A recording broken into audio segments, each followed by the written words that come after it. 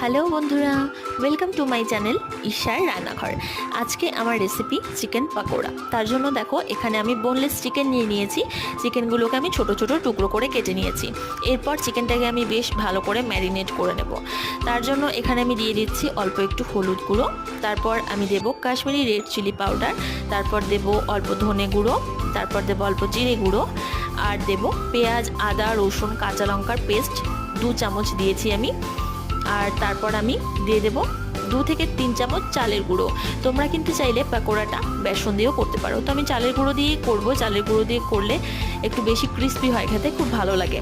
আর সন্ধ্যেবেলায় যদি এরকম চিকেন পাকোড়া হয় তাহলে তো আর কোনো কথাই নেই। তো দেখো চিকেনটাকে আমি ভালো করে ম্যারিনেট করে নিয়েছি। তারপর কড়াইয়ে তেল দিয়ে দিয়েছি, তেলটা ভালো করে গরম হয়ে গেছে। এরপর আমি পাকোড়াগুলোকে এক এক করে দিয়ে দিয়েছি। এবার এপাশ ওপাশ ভালো করে লাল লাল করে ভেজে নিলেই কিন্তু রেডি আমার চিকেন পাকোড়া।